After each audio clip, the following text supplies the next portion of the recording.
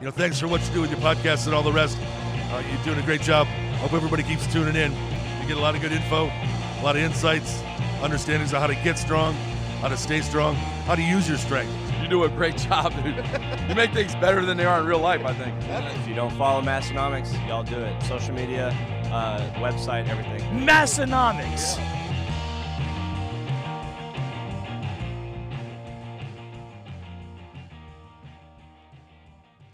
Welcome, everyone, to the Massenomics podcast in episode 323. Does that sound right? That sounds right. I can't tell. Like, it's similar numbers and I patterns. know it's a three-digit number of some kind. 323, and I think this week we're going to do something special. We're going to teach you all how to get strong, stay strong, and while we're at it, how to use your strength. Those sound like great things to have. That sounds good. My name's Tanner. And my name is Tommy. Yeah, so 323, Tommy. I want to kick us off with something special. Right from Let's the not jump. make people wait at all. Okay. Let's just get right to it. I'm going to plug my phone in even for this one. Okay. Because it's something particularly special. We are lifters, coaches, and gym owners Damn who right. set out to build a better barbell plate on American soil. We ended up here at Wisconsin's legendary Wapaka Foundry. With over 60 years of ironworking experience, the foundry had the knowledge, technology, and processes to build our weights to our exact specifications. Strength Company plates are slim but rugged, smooth but easy to grip, and electrocoated for durability and to look great in your gym. Because of the quality and accuracy of this American craftsmanship, we've sold thousands of plates to lifters like you all over the world. This is the next generation of American iron. Only available from the Strength Company. All right. I love when he pauses for dramatic effect. Well, so that isn't made just Right. for this. It's not made for this really at all. It's made It's for just something fun to- else, but yeah. it is really funny because the pauses are like, is he done? Oh, he's still going. I like Big Brand said it's referenced. It's Liam Neeson. He's like, I will find you. I will summer. I will sell you made in America plates. I have a very special set of skills. I have a set of plates, and you will go to the plates. So thank you, the Strength Co. Also, So buy a set of get Strength some plates. Strength Co. I guess plates. is what we're trying to say. Get a whole bunch of them. We've said before that maybe we think the 10s are some of the most underrated sizes, but all the sizes are Or good. that guy will show up at your house and talk to you Slowly. with inordinately long pauses. I bet that guy smokes Marlboros or something. He's got to. Yeah. Smoke something. Juggernaut AI. Come with me for this ad if you want to lift. I need your clothes, your boots, and your individual weak points Did you on the plug major your phone lifts. in again, Tanner? Yes. Was that Arnold We had another. talking? Yes, we had Arnold. Special. Last one was the Marlboro Man, and this one is actually Arnold reading this one. Juggernaut AI totally individualizes training so it can be used for everyone from beginner to advanced lifters. Volume, frequency, exercise for weak points, phase potentiation, and periodization strategy all customized right to you. You can pick the date for your meet or just a testing day, how many days a week you want to train, and several other individual characteristics about you and your lifts. The training through Juggernaut AI is continually adapting to your feedback with changes happening as quickly as your next set. Find out more and get signed up at juggernautai.app. Just look up Juggernaut on your cell phone. Just be a person that on knows your how to mobile use the device. internet. Yep. The future has not been written, but your Juggernaut AI discount code it's Massenomics. And that'll save you 10% for the lifetime of that membership. We'll be back next week with another Juggernaut AI ad read. Massenomics 10%, Juggernaut AI. We all use it. We both use it. What week are we on right now? Is it 8 or is it 9? I think 9. Maybe. For me, this is the start of my strength block now. Okay. And man, for squats, just going from sets of 8 to sets of 6. Well, we're on week 9. Week 9. Yep. Just dropping off those 2 reps on squat. It's like a whole new exercise all of a sudden. And I'm on my second consecutive strength block. So you're living the life over there. Yep. It was pretty refreshing to leave the gym and not feel like I died under sets of 8. So what are your sets of squats set up? I did 6 sets of 6 the other day. The old infamous six And 6x6. They maybe only got better as they went. That's a So good feeling. That is a good was feeling. It wasn't a top set day. It was Well, it had a top set, and but it didn't back it down a whole lot. And Yeah. then by the time I got to the end, I was almost back to my top set Yeah. again. It kept adding That's on. good.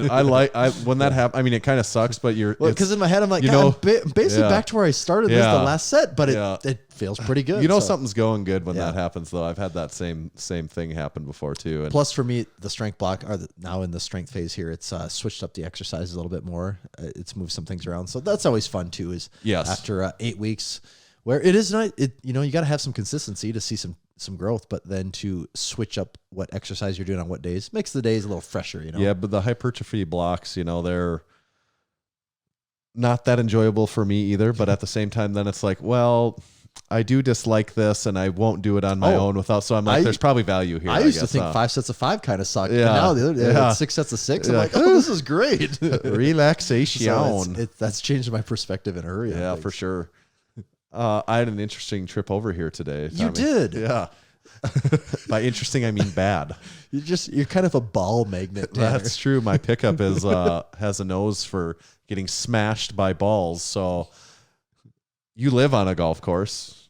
I do, yeah. I mean, I'm one street over. Right, Actually, I'm right. between two, but yeah. Right. Yes. I'm kind of a block away from two different ones. Yeah. So I drive by a different one like the one that's on the other side of you. I drive by that to get here each day, and It's the only road you can take to get to my house, unless you're going to Right. go like around Right. the outside of town to. So here's the scenario. I'm driving over here. I come about an hour before we start recording. So we're talking Usually. 7:30 p.m. Yep. And I'm not being an unattentive driver, but I'm just kind of in a relaxed, Oh, it's a thinking about the very podcast wide a little road. bit. There's Yeah. like no traffic. It's Yep. pretty low key. And then, no exaggeration, it sounded like a bomb went off inside of my pickup. Was it like Stone Cold entered and the glass broke? Yes, it was like that. And I decelerated immediately, pulled over to the side of the road as I'm like gathering what just happened here. And I don't know at what moment I realized what happened, but I remembered I'm right next to the golf course, and a golf ball had struck the passenger side of my front windshield towards the top, and it Like pretty much on like the I, top. I actually have not looked at it very much. Yes, at the very, very top of the windshield. like another inch and it would have just hit the roof of your car. Yeah, and it completely like spiderwebbed my entire windshield. And where there is a golf ball size in there where I'm pretty sure like if you took your thumb and mashed Yeah, it, it's it'll just push actually right through. indented in, Yeah, yeah. like it turned the glass right there to powder, and the whole rest of it is shattered. It'll only get worse, obviously, too. But like I think now it wouldn't be a watertight. I'd be surprised I don't think it would be either. It's very bad. And so I pull over, and I remember I'm at this golf course. I've golfed there before. I'm not much of a golfer. We've talked about that, but I've golfed on this golf course. I know this is hole 2, and I know which direction they're going, and I'm like immediately realize, they're going towards the green here, and they just like horribly sliced a ball. I guess if you were right-handed, Oh, it was a slice. It was a slice for sure. Yeah, it was a hard. I guess slice. if you were left-handed, would it also be, or that would be a hook? It'd be a hook. Yeah. So I'm assuming it's a right-handed golfer. It would be a slice, a bad one, yeah. very bad. And so I stop, and there's this fence. There's a little walkway there and a fence in between, and there's a foursome of golfers driving up, and they're gonna like drive on by me, and I stop walking up to this fence, and I go, "You missed!" Like I yell that so to make very loud so they hear it, and they kind of like, "Oh, what?" And I'm like, "You missed! You hit my pickup. My windshield's shattered." Like I'm like referencing to my Which pickup you almost here. think they had to have heard it. Oh, they knew. They Yeah. 100% knew exactly. Okay. There's no way they saw, because I, dramatically stopped when that happened, because for a split second, I didn't know if I ran someone over or, because it was very loud. And they eventually come over to me after a little bit of signaling and like, no, let's talk We're about gonna this. talk Yeah. here. Like they definitely wanted to not talk about it, and I definitely wanted to talk about it. And before I could really say anything, and they come over, I'm like, "You smashed my windshield clean in on my pickup," like as if it was not obvious that this is what we were talking about. And the one guy comes up to me, like just across the chain link fence, and goes, "We're not legally responsible for that." And I said, what about morally responsible? And then he said, it wasn't actually me that hit it. So he's like, he's maybe a little more, I don't know that outgoing is the word, but he was he's apparently the leader of the group. Right. He's the leader of the group. And maybe kind of taking over for this guy that did the hitting that didn't want to, discuss. And I'm not like yelling at them, but I'm also like, not super cool about it either. This is a scenario. It's kind of a pain in the ass. Right. Now. There's some extra steps that have to take place. Yes. And the one guy goes, it was me that did it. And he's like, and I go, okay, so what should we do? And he's like, should we exchange information then? I'm like, yeah, we should exchange information. So I got his number and said, I'll text you right now. You've got my number. Here it is. And then he goes, well, maybe the clubhouse will do something about it. And I said, I don't care who will do something about it, but I do expect that someone will do something about it. And then I said, all right, we're good here. And then they went away, and they didn't really like me, I don't think. It wasn't like a positive interaction. Yeah. I don't have a whole lot of negative interactions in my life, which is good, and I like that. But my blood pressure was, way higher than on average in that moment. Mm-hmm. And it does raise an interesting question. So since we've been sitting here, my wife called the clubhouse. I haven't talked to him yet, but they say, it's not our responsibility. Not surprising they would say that. Yeah. The golfer immediately says it's not our responsibility. So I'm like, whose responsibility is it? This is a city-owned golf course. I'm driving on one of our larger. It's one of the second largest road that goes through town. Right. And a city road, a city golf course. In my pickup, obeying all other rules of the road, and my windshield gets smashed. So one of the things I immediately go to is like, I'm also a motorcyclist. What if I was riding my motorcycle and that hit me in the face? Like it would have like and then you smashed my face in, so at least a part of it. Just like, well, nope. It's like not our responsibility. It's golf. Everything goes. Like nobody's responsible. There's no rules when you're golf has. And I'm a golfer myself, right. But it's like golf has what's that? I can't. There's a term like maybe like a Latin term when something has like complete immunity or something like that. Or it's like we have. No, this is golf. In this country, golf is precedence over everything else. Law. Yeah, right. It's above the law. So that's interesting to me, the thought that like both of their reaction is that we have no responsibility in that matter. It is a very interesting one. Yeah. It seems odd to think that you don't have any responsibility. 'Cause it's like, well, where is the line then? Is it just, okay, as long as there's a golf ball involved, there's no responsibility? Well, it's like, or is it because you're at a golf course, there's no responsibility? That's what I'm curious. I might even be curious enough to ask a lawyer about it. Of like, what's like, why is there no? Yeah. So we can just do anything with a golf ball and just say, no, there's a golf ball. So then my thing when we were talking about it, I'm like, what if it's a different scenario? What if you're driving by an archery range and you get shot, your vehicle gets shot through with an, And do they get to say, nah, you chose to drive by us. You knew what road this was on. You chose to go by. It's not our fault that we accidentally shot into the road. Yeah, there's that's not a great example because a bullet is always is a lethal projectile in like certain all cases. I'm trying to think of something. But we even said because you also had your windshield get smashed in by a baseball. But you're like, even then, I chose to park in that parking lot. You assume a certain level of risk when you're in whether you knew they were going to be playing baseball or not. Well, that's another thing. But when you're in a baseball parking lot, you kind of just grow up to understand in a baseball parking lot, something can happen. It's right. I guess if you get hit by a baseball in a baseball parking lot, you say, well, okay, there's a baseball field there. So, but I'll be curious. Maybe somebody in here has some legal precedence in a matter such as this, but I'm pretty annoyed by it right now. How much is a new windshield? So I had this was funny because I had just got my windshield replaced 3 days ago. Yeah. And I drive a car, so it's probably a little smaller and cheaper. But yeah, you'd assume. To get a windshield replaced in a 2009 Chevy Malibu, it was like $320, which I actually didn't think was That's actually not that bad, right? Under 500, I'm thinking that not was that the number bad. I told myself when I went to go pick it up, because I didn't ask for a quote ahead of time. I was just like, this just needs to happen. You could have said 750, and I wouldn't have been shocked by that. You know, when I went in, I'm just like, okay, if the guy says a number under 500, I'm going to say, no, it's not too bad. And when he said like 320, I'm like, really? 320? Yeah. Okay. Yeah. Not terrible. That's good news for the guy that hit the golf ball, because like I'm at the very least, you know, I mean, sure, he'll probably have the option of ignoring me and like, you got to assume he's going to try really hard. Right. And but I'm going to be very persistent about not letting it, at the end of the day, I'm not going to go to his house and be like, with the bill and be like, you pay this You're or not else. do the Big Lebowski. Right. This is what happens. Right. We live in a society with rules. And part of it is if you smash someone else's windshield with a golf ball when they're driving by on the road, you have to take responsibility. What annoyed me so much is their first words out of the mouth is, we're not legally responsible for that. Yeah. You're on your own, man. Like, screw you. Right. Yeah. It is. What would be had I been parked in the golf course parking lot, Even then, it's like, that's different then. Yeah, I'm like, you're here. Things happen when you're here.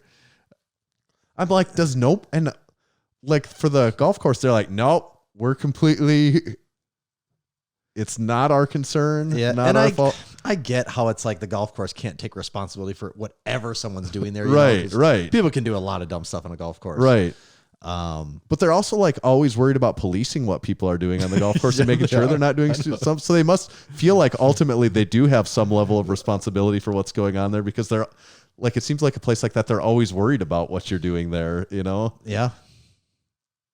Yeah. This is, So we'll have to, everyone have to stay tuned to, I mean, for sure it's going to play out. I'm going to have to spend the money to get my windshield replaced, because I don't know that my vehicle is even like legally drivable. I don't know. I know. It's like, I think if you got pulled over, the cop would be like, oh no, you need to get this fixed before there's you an continue actual to drive indent this. there. Yeah. With dust and glass and other things that a windshield shouldn't have. And I'm just thinking, what if a kid was driving a bicycle and the golf ball smashed him? Does the golf course then still get to say, no, we have no responsibility? Like maybe they do. I'm not even saying that they don't. Like that seems odd to me. If all parties involved can just like completely. I wash my hands of this. Like, sorry, you shouldn't have been going down that bike path or that public road. What does the Discord have any important? Jake, we're consulting our live listening Discord crew to see if they have any. Big Jake, he said a quick Google research. He said, I'm no lawyer, but according to a quick Google search, no one is at fault, and it's errant golf ball damage. So who knows? Yeah. Well, it does beg I wonder more, like property damage is one thing, but what if someone's physically harmed? They still get to be like, nope, that's what happens to golf. Yeah, I don't know. It's a weird world. Yeah, man. I don't know. Yeah. I wish there was more comparable. There's not many activities, I guess, you do where things have the possibility of going that far off of the designated area. Right. You know, that's what I'm trying to there's. Yeah. I don't think that happens often, does it? No, not usually. Like the most comparable thing would be like, all right, someone hits a home run in baseball, but even then, you hit a home run, it's usually like in the stands. Well, it's not or like going like out onto a highway. Most of the time, there's not a road like right up against the home run fence. Yeah, right. Yeah, that's a tricky one. Yeah, we'll have to see how it plays out. Part two, maybe next week, maybe next month. The sequel. See. Yeah. This could be a trilogy. I'll probably be whatever happens. I'm sure I'll be less annoyed about it the next time I talk about it. Even you know what they say. Time heals all wounds. That is. I mean, it won't technically heal your windshield. Money is the only thing that's going to heal that. But time will heal the wound of the golf ball. Yes. Should we drink something to cool down here? Yeah, we should. This is what's in the can. What's in the can? Yep. So I need you to put your can hat on. I'm going to do it. The blindfold is out. Tanner is slowly putting it on. Cut on my beak. The blindfold is over the eyes. The can is coming out. I'm going to don my earmuffs again, so I also can't hear what's in the can. we make Tanner have earplugs, nose plugs. We just all senses. What are those away. chambers? That's a sensory deprivation chamber. Yeah, that's what I meant. It's the only way to make it fair. That's how you can. That's the only way to truly play what's in the can. What do we got there? Well, the top makes me feel like it's a bubbly. And I should say, I'm like 90% sure we haven't done this before. You know, it's such a back catalog. I can't keep them all straight.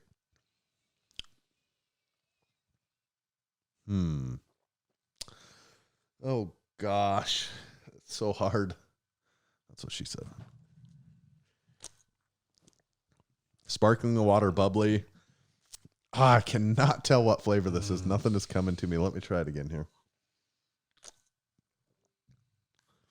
It does not taste particularly sweet or fruity to me. Okay. So I'm like, is it like one of the flower things? Like hibiscus or something like that? But I don't feel like that's... what are like less fruity fruits? Right. If that makes sense. I think in the context of this game, it makes a little bit of sense. It does. I am having a hard time, like, I don't know, cranberry hibiscus. My guess is cranberry hibiscus. Okay, I'm gonna say right now that's not a bad guess Okay. at all, Tanner. That's not a bad. That's because it's like not a very sweet fruit and kind of flower. Tasting this, I totally get where you come from with that. That's a good flavor profile. Not the correct one, but a good one. Very purple, so it is passion fruit, which might as well be cranberry hibiscus. I don't know what a passion fruit looks like. No. That's a tough cranberry hibiscus. That's a pretty damn good guess. I gotta, because when you said I don't get this particularly fruity, I'm like, where's he going with this? Yeah. And then when you said hibiscus, I'm like, I get it. I can taste the hibiscus here. You almost have to be tasting this one along with my description to really appreciate it. Maybe I feel like I get that floral note in there. Yeah. And then some more fruit that flies a little more under the radar. Cranberry hibiscus. There it is. Also known as passion If it fruit. was called that, I wouldn't second guess that. If the can color was a little different, if it was silver and red. Yep. I would probably give you 4.5 stars for guessing, for flavor naming on that one. The flavor itself, maybe a 3.5. I'm gonna give it a 3. I'm not in love with the flavor. I mean, it's fine. I'll be able to drink the whole thing. I can finish this one for sure. It's not that pleasing to me though.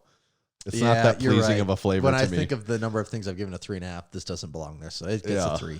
Yeah, but it's the flavor is just light enough though that it's right. I mean, it's inoffensive. But not that good. Inoffensive, but not that pleasing. Yeah, it's cold. My wife tells me the same thing. Story of my life. We had some other things to talk about here, Tanner. Yeah, I'm actually really curious. You have pizza written down. Okay. I was just thinking about this because there was a little party. We had another weekend. party. Yeah. We basically party every weekend now. It does seem it's like actually been 3 weekends in a row of Yeah. partying for me. Yeah. A little bit different kind of party. It was, weekend. we had my son's second birthday party, which was quite it was the rager. fun. It was pretty fun. It was a good part. Most of the same people were all here. It's a lot of the same people, whether it's a bachelor party, a wedding, a 2-year-old party. It attracts the same audience most of the time. Yeah. Just a few more little kids was all. There's some bouncy house action going on. It was a good time. But I think I was talking to Ryan about it, but I think you were there too. And it's weird. So the topic of discussion is pizza. I've had it before. Yep. Okay. I have been a pizza lover for, how am I? 35. I can remember at least till back I was 5. So I've been a pizza lover for all of 30 years. Mm-hmm. You know, a classic staple, of course, much like many people. Not saying anything crazy most here. people would say that same thing, I think. And mostly any and all makes of pizza I like and can with enjoy. Milk is the Pizza key. with milk. If you've been around here, that is a favorite. I do, if I'm going to have pizza, nice glass of cold whole milk. Ooh. Now that washes a slice of za down like you would. This doesn't. This is not where I intended to go again. I'm just picturing it again in my head, and it just still doesn't. Oh, still doesn't that quite is work. good. However, something's going on now. Oh, I don't know. Flavor profile changing. Like occasionally this has happened in my life where not related to the milk. I would still take the milk with the pizza any day. That would be my number one choice if I'm going to have pizza. I would maybe ice water or milk. I'd swap between those two, but I'm liking pizza way less over the last like 6 months. Really? And I have no specific reason why. It's just every time I get it and we eat it, I get done and I'm like, I didn't even eat that much. I used to eat like 3 times as much. Yeah. Like I'd buy a pizza and eat the entire thing. It's like 10 pieces. Now I'll eat like 3 slices and I'll be like, I feel sick. It is not like I'm not like going to puke. I just don't. I like physically feel worse than when I started. Mm-hmm. And it's all the carry out pizza. Like Pizza Hut did it to me. Little Caesars has, Domino's has, all of it does it. The only thing that I'm liking a little better is frozen pizza, which seems weird because you would think that is like generally you would say a lower grade of pizza than carry out pizza, right? Or I mean, most people would say that. I think so, but I don't know why frozen pizza seems like less greasy to me. The first thing I was gonna say was the grease. I think that's a big one. And I was thinking about ingredients wise, like it's all frozen. You know, it's frozen ingredients, but then again, all the ingredients that they're using at the like how fresh. Yeah, like they're not really fresh ingredients either, are they? But I don't, and I don't have an explanation for this, but it's starting to get to not even sound good to me. Way less often. Like it used to be when I was 25. You could never say no to pizza. No, I could eat pizza like pizza every other night, eat a whole pizza and be like, well, that was awesome. Yeah. Like, let's do it again later this week. And now I just, I don't experience it. And it's not that I hate it. It's like now I'm kind of like where I'm like, I could have it like once a month. And even then sometimes I get done and think, I would have liked it better to have had something different. Like my just usual ground beef and rice or chicken and rice. Mm-hmm. Like I'm like, that tastes almost just as good to me. And I feel a lot better when I get done eating it. And it's not like a moral, it's not at all like a nutritional or moral thing. It's literally just the way that it's, just making me feel. Yeah, I do know what you're saying. I do know what you're saying. So I like pizza a lot. I do. I mean, I could still mentally want to eat pizza like every other day. But the thing stopping me, well, one, just because that's not good for you. But the next thing stopping me is like what you're saying, where I can get that feeling sometimes. Well, I do. Like my digestive system is just getting shittier as I get older. I mean, maybe that's just what happens. #masters. Yeah, maybe that's just what happens. Submasters. Yeah. There is definitely times where I could eat a bunch of pizza and then even later that day or the next day, it's like, oh no, like it's just like, I'm like sick from that. Like, Hell cometh. It's just not good. And I don't know if that is the grease factor or if it is just all of those like carbs with all that other shit like mixed together and it just doesn't sit right. But I know what you're saying. And with that being said, we ordered extra Domino's, and I've ate Domino's for like 4 straight days now. And I've been good. I think you got to train your body. There like, could be something to that. It's like you shock the system and you don't give it a break ever. Yeah. Because I actually decided I can't eat any more of the like it has to go away. I've had too much of it. So I don't know. Or maybe Domino's just sits better, and like something like Pizza Hut or like Little Caesars doesn't. I don't know what there was, but yeah, I agree. Frozen pizza. I feel like I never have a problem with frozen pizza. Like frozen pizza is like it's just like the crust is usually super thin. Maybe that's also part of it is it's just so much lighter in general than you're eating way less crust. But I even like DiGiorno, and it's not delivery, it's DiGiorno. And I haven't had one yet. Yeah. I still gotta get a damn DiGiorno. I think DiGiorno is pretty good. I don't know. I did see it in our freezer. We have a DiGiorno thin crust. Okay. I don't know how that got there, but I didn't buy it. So my wife must have. You just have to know going into it, it's not delivery, it's DiGiorno. Actually, one of my favorite pizzas right now is so Papa Murphy's Take and Bake. You know, they have this. I think it's Thai chicken or like either way, it's like chicken Thai and it's a sweet chili sauce. Get that on thin crust. It's so damn good. I could eat almost a whole one, like the family size. I can go nuts on that. Yeah, it's so good. The one thing I would note that I think like maybe. Because when I was young, people are making fun of us for pizza. Well, they're making fun of us for not having any good pizza choices. Oh, I'm like, well, I get we have other, but this is kind of what I'm talking about. Like this is when you're just at a party. This is the most common pizza. Yeah. Like I'm not like I I don't want to always buy a $20 pizza either, too. You know, like because we have a couple. There are several mom and pop shops in town that do pizza, and they're good. They're very good. One of them has a drive-up window. You can get pizza by the slice, and it's good.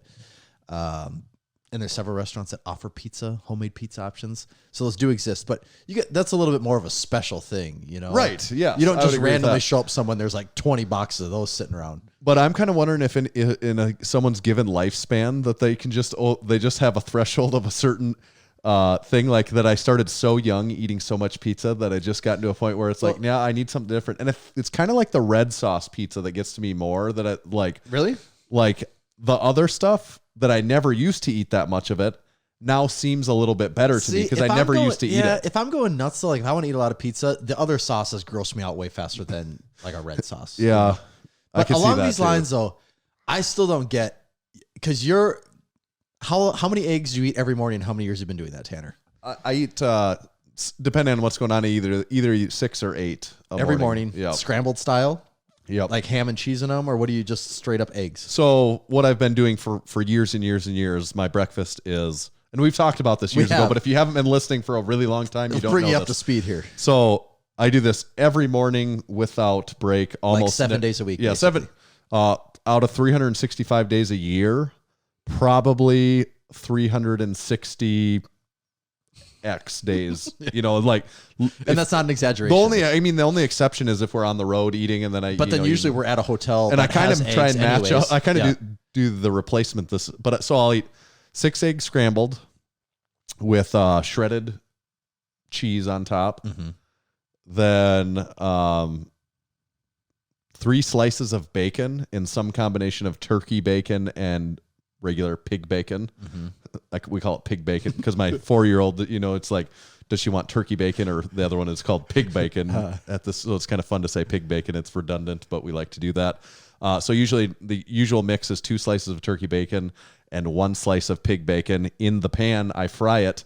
I set the slice of pig bacon in the center and 1 slice of turkey on each side. So that way when it fries, the turkey bacon both fries in a little bit of the pig bacon grease. It gets the flavor and some of that grease soaked up into it to make it taste better. And that does actually make it taste better on the turkey bacon. And then I have a cup of oats, you know, made into oatmeal with, I don't know, probably like, it ends up being like 2 or 3 tablespoons of chunky peanut butter, a scoop of chocolate of some sort, Fusion protein. Sports Performance whey protein, and then about a cup of fruit in it, whether it's blueberries, raspberries, or strawberries. Most commonly strawberries because they're the easiest to get around here most seasons, but sometimes blueberries and raspberries are in better season, and I get those, and then a big old glass of water. And then no milk? I do not have milk for breakfast normally. Okay. I do like it, and I'm not against it, but I just can't. No, I'm always wanting to start the day out with a big serving of water. So I don't. Not a bad idea. So that's why I do that, and occasionally a small glass of orange juice with it, and I do that every day. So yeah, and so where I was going with this is I go through, like, eggs get tough for me. Like, I have to switch them up. And I've learned that I have to switch them up. And lately, the thing that's been saving me, because there'll be a day where it's like, I just do like 3 eggs, 3 scrambled eggs. Yep. And there'll be a day where I'm like 3 bites in. I'm like, nope, can't do it. Literally can't swallow. Like, it just grosses me out thinking of this egg in my mouth. And I think I make pretty decent eggs. Like, I think they taste good, but I'm just like, nope, just the idea of eggs is disgusting. So what I've been doing lately, I'm like, I got to do something different. And I'd never made omelets. And so now I've been on an omelet kick lately. And all of a sudden it's like, ooh, this is a whole new world of eggs here. Yeah. But now I'm about a month and a half into omelets, and they're pretty damn good. My boy's on board with it. He's eating omelets with me. Yep. And all of a sudden today I was kind of like, where I was just devouring them. Now I'm kind of slowing down, and I'm sort of like thinking about it. Yeah. And it's just like, I don't know. I might be hitting the end of the road here again. So maybe a change up is required. Or yeah, either that, or it's like, I'll just have pancakes a couple times. So then it goes from like having eggs like 5 days a week to having eggs only like 2 or 3 days a week. Yeah. And usually like a week or 2 of that, it kind of resets. It's like there's these levels, and it like brings the level back down. Right. So I can start hitting the eggs again. But I got to give you props. I don't know how you never ever get tired of eggs. It's just because I think I honestly just like them so. But 10 years ago, I would have said that about pizza, that I could. So maybe there will. maybe this day is out there when I'm like, oh, something happened. I flipped a switch, eggs. But as the time is, I could eat. And sometimes, most of the times we have a well-prepared supper meal at our house.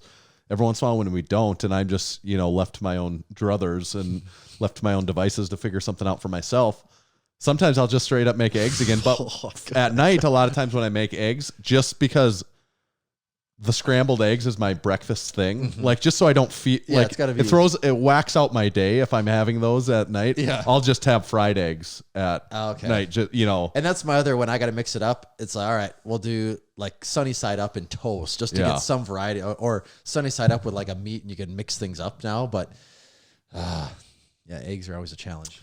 Yeah, I'm lucky in the way, I mean, if you want, it's great because in the lifting world, eggs are always the great source of protein. They are. That especially macro wise. Get a few eggs, a couple other things in. Damn, your protein's sitting good for the day. Plenty of cholesterol too.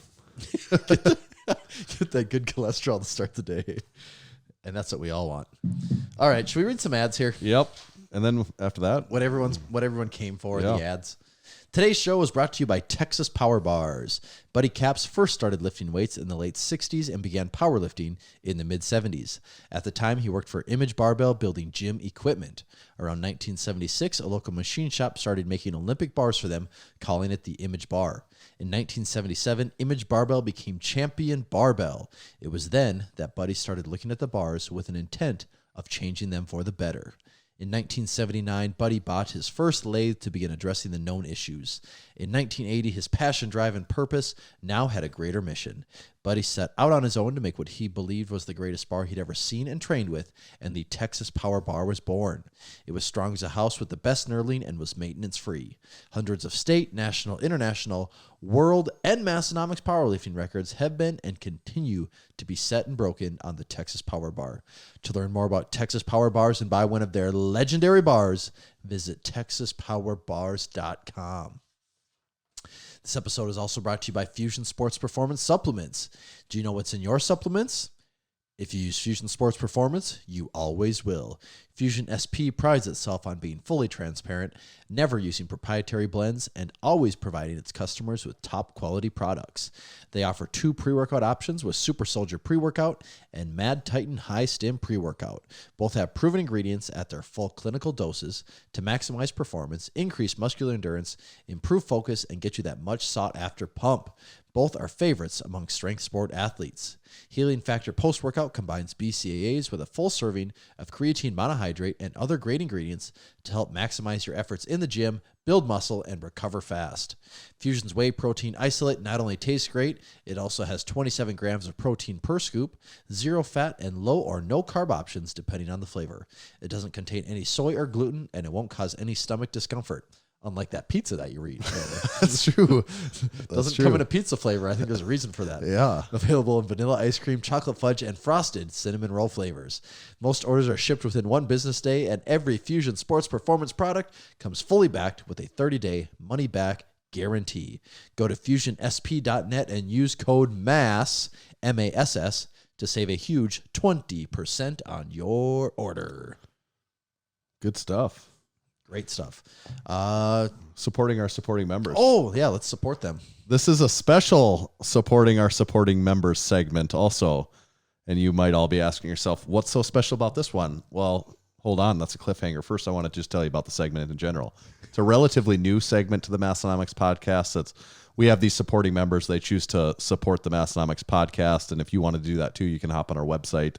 There's several different levels of support that you can choose. And all of them come with awesome perks, like being able to join our Massenomics Discord community where you can listen live each week to the Massenomics podcast. You can also just get in on the action. There's several threads in there going kind of all the time.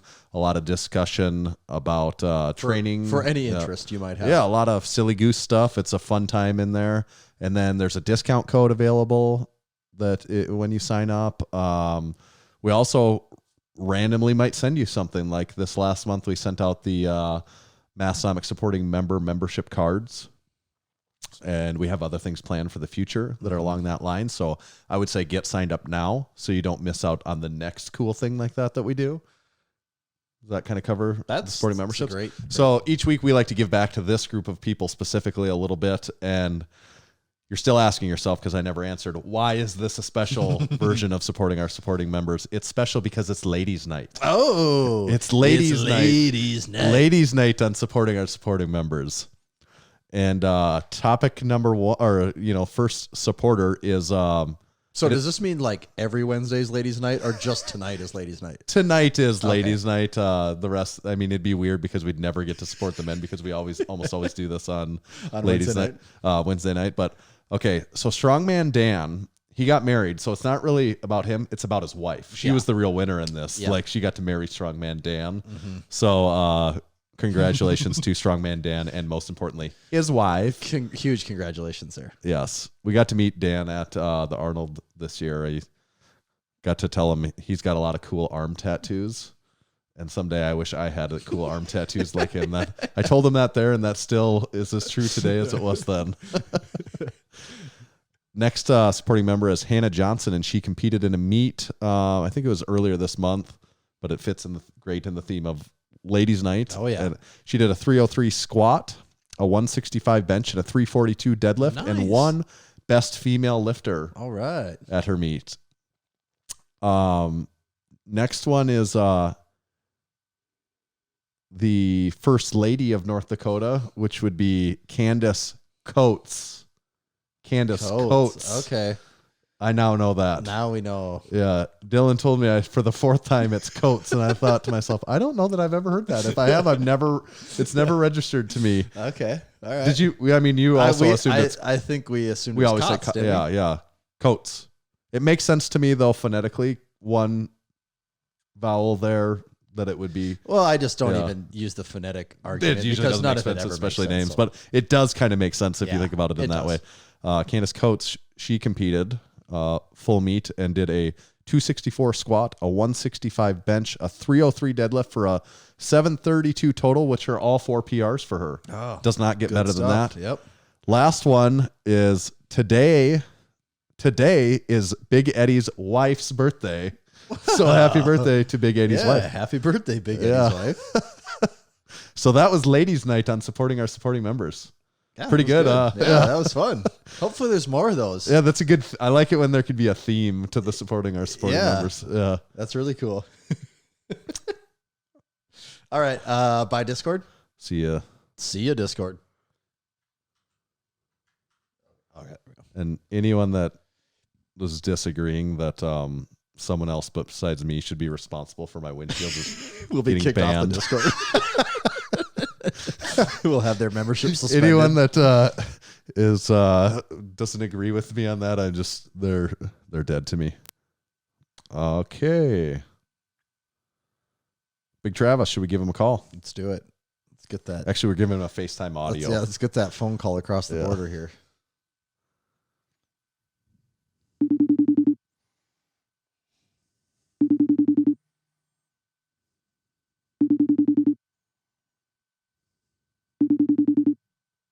I hope so.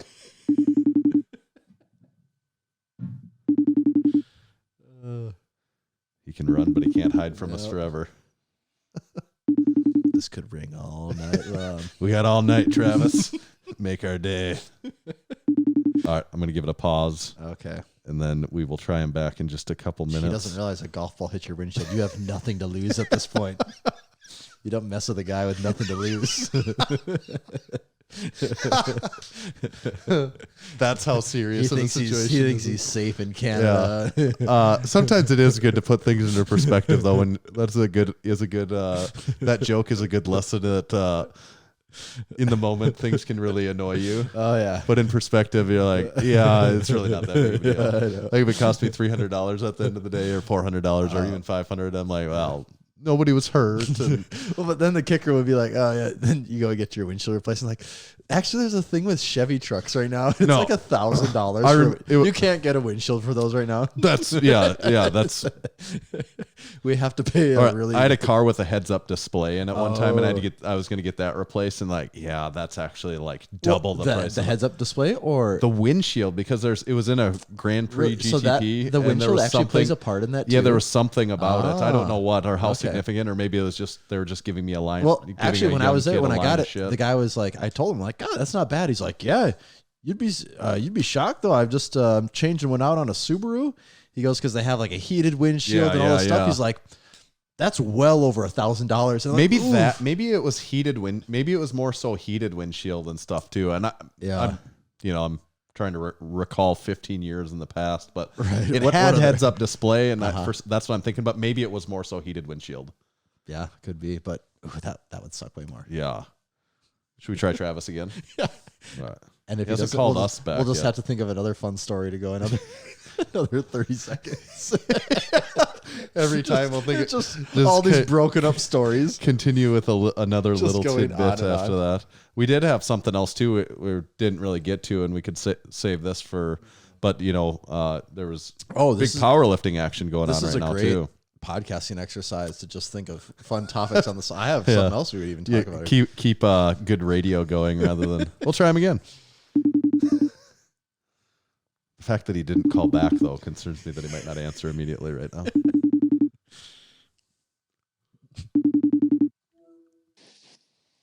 Hello. Oh, Big Travis, is that you? It sure is. How's it going, guys? Great. You're live on the podcast with Tanner and Tommy. Hey, Travis. Fantastic. Hey, Tommy. We are excited to get you on. Oh, absolutely. It's been a minute, hasn't it? If I remember back, we haven't seen you since the Arnold this year, if I remember correctly. That is correct. Yeah, I don't think we've crossed paths since then, but no, not you guys haven't been around really. So. We've just been so busy. We haven't made it to Canada like we typically do. Understandable.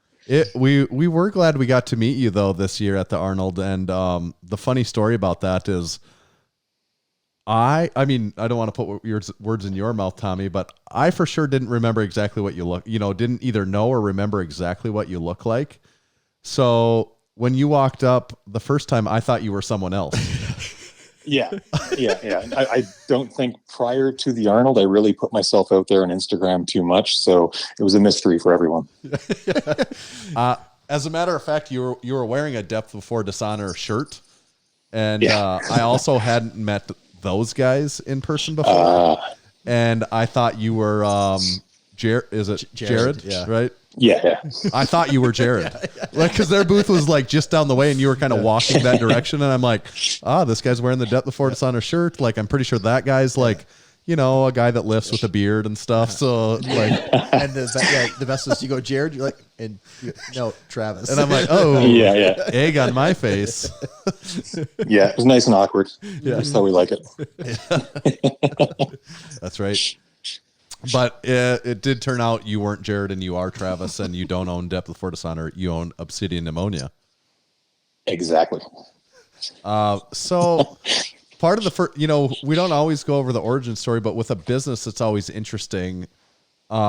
Sure. Curious, like, I think we know, you can go more into this, but you, at the time, were working in, a regular, a different full-time job, and this was a side thing. But how did you first what was your first motivation to even start in the salts game? To roll it back, I think it was 2017-ish when I got into powerlifting. That was after about 5 years of just general training in the gym, kettlebells, barbell, that stuff. I got into powerlifting, found out about smelling salts. And at the time in Canada, there was only one other brand. So I figured there was a gap in the market. And after trying that brand, I wasn't entirely sure what to expect from smelling salts, but I figured I could probably do it myself. So a little bit of research and chemistry, and away we go. I got my first formula going, and started kind of passing it out to friends and other competitors. And and the response was fantastic. So that just kind of snowballed into me meeting Jordy from Bacon and Barbells. He introduced me to a couple of the local meat directors, and I started going to some of the EPC meets up here in Ontario, Canada, where I kind of got to know a few lifters and other vendors and stuff like that, and kind of got to see behind the scenes stuff with powerlifting and setting up the meets and stuff. So it was very interesting to me. And from there, knowing full well that I was never going to be an elite competitor, I wanted to join the club, contribute. Aren't we all right? Yeah. Need membership cards for this one. So we,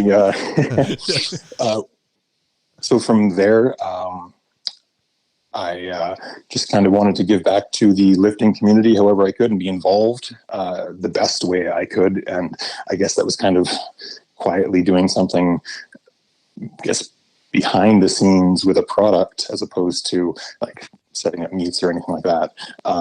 And it's just kind of gotten popular organically over the past few years, largely through just social media. That's just like you guys, it's my primary marketing tool. And here we are now, essentially, just growing yearly. Yeah, Obsidian Ammonia it feels like to me it's everywhere in the lifting community at this point. That's what I always think too. Like I mean, we've always said it. Like we feel like Obsidian is the ammonia company. Right. Well, I tried right off the hop. I tried to start sponsoring as many meets as possible and getting the product out to as many athletes as I could. Just hitting them in the DMs, asking if they want to try them. And same with sponsorships, just kind of reaching out to whoever I saw putting on a meet to see if I could get my product into the hands of whoever was going to be there. And it's been received very, very well across the board. And from there, I've kind of grown into like doing custom bottles for meets, like the hybrid and ghost meets this year. The showdown meet 2 years running now. I know that's not a thing this year, but yeah, it's been a great experience. And in terms of the business side of things, I knew fuck all going into this about business. So setting up a business, getting it registered and all that stuff, and like making it work while also being involved in a full-time job outside of it was definitely a challenge. But in the early years, it was just a fun side project, right? Right. And then as it grew, it's taken up more and more time to the point where I was putting in 60 to 80 plus hours a week between my two jobs just to maintain it. And a lot of fun. Like, I love it. I wouldn't change it for anything at this point. It wasn't passive income. No, not quite. Parts of it can be, but for the most part, no, it's very active. Yeah. It's a lot of people think, Leo, with these things. It's like, oh no, you just make like 3 Instagram posts and then you sell your stuff and you're done. Like, no, that's that's not how that works at all. Yep, absolutely. There's no production at all. It's there. The product just magically shows up. Yeah, it was fun. It is fun. Like whenever we get to meet someone in person and talk to them about stuff like that, that's also operating in the same space, and we talk about stuff. And like, granted, we're not making smelling salts, of course. We're doing other different stuff, but like through the conversation, you're immediately like, oh, I feel like we're on the same level. Oh, yeah. Like we understand, like going through the same stuff all the time. The same Instagram problems, the same like supply problems, the same customer service problems. Like it's exactly. Exactly. It's very easy to relate on a small business level. Yeah. To stuff like this for sure. Yeah. Trying to explain it to anybody else and just you get a blank stare, right? Yeah. Uh-huh. And it has become your full-time gig though. At some point in time, you got to make that transition. Which is awesome. Oh, yeah, absolutely. Now, I will admit my hand was a little forced because of the pandemic. With everything going on. I made the choice. Yeah, with everything going on. It just wasn't working out at work. So I decided to just hang up a 10-year career in engineering to pursue this full time. So rather than, the pandemic eliminated my job. So I said, fuck it. And let's lean right into this. And it was probably the best decision I've made ever in terms of my employment. Yeah. Yeah, it's going on, well, almost 2 years now, actually. Yeah. This November, it'll be 2 years. And that's what, we were trying to remember, because Tanner was like, I think Travis said he was a graphic designer. I'm like, I'm pretty sure he's an engineer. And I'm like, wait a second, you are right. But we could have been in a loud restaurant, like a bar. So I very well might have misheard that. But okay, so it was engineer. But so along the lines though, because we were talking about this again tonight, is like your design skills are so far like ahead of not only everyone else in the Salt game, but also people in just a lot of games, most of the games in general. And so I know you were explaining this with the Arnold, but like explain to us how you got up to speed on like design and because how you do it all yourself, correct? You know, like all the stuff people are buying what they see, that's by your hand, right? Like 99% of all the artwork and labels and everything, and 100% of everything that's on Instagram is all my doing. I started in graphic design and web design back in high school, so that would be like 1997-ish. #masters. When I started that. So I'm exactly. I'm old as fuck, and I started, like I said, graphic design, web design, very straightforward, just like you see today. The very basic minimalist graphics is kind of what I like and what I'm decent at designing, I guess. But truthfully, a lot of my graphic design skills came from the internet. Back in the day, I used to be really into MMA. So around 2009 or so, that was when Joe Rogan started his podcast. So I already knew about Joe, kind of started getting into the podcast right away, and discovered that he had a forum online. And now, I don't know, do you want the PG version or the explicit? I don't know what this all entails, but explicit is not off the table. Okay, so essentially I learned Photoshop on Joe Rogan's web forum. Okay. Like in depth. I knew it on a basic level, but I got really good at it when I started putting dicks in Joe Rogan's mouth. Okay, great. Yeah, that makes any sense. Okay. Yeah. All right, I didn't know that part of it. I'm glad we went with that version of the story. That's the short version. So the web forum is a very wild place. It's shut down now. You cannot find it, and for good reason. With everything going on, especially around Joe Rogan. He took it down 5 years ago, I think it was, for good, like I said, for good reason. But a lot of that was just like distasteful memes and stuff like that. So, and like I said, a large portion of it was dicks and mouths.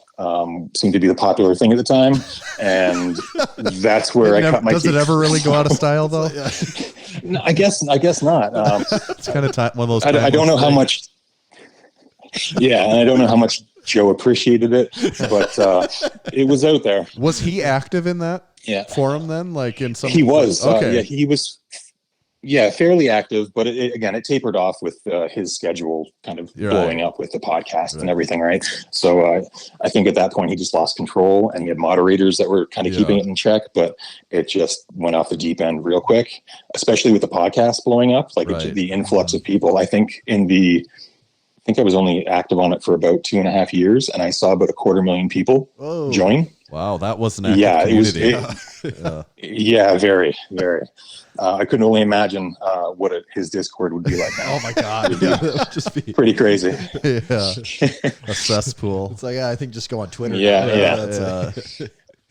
So that was, so you're mostly self-taught essentially then, right?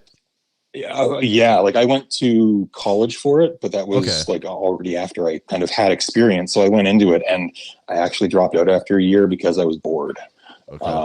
The basics, when they're teaching you the basics, it's the real basics. And I'm going to spend 10 grand to sit there for 8 months and learn what I already know. It kind of sucked. So I just said, well, I can do this freelance already. And that's kind of what I went and did right from there, was get some freelance work in. And then I found a job in tech support, which was fantastic.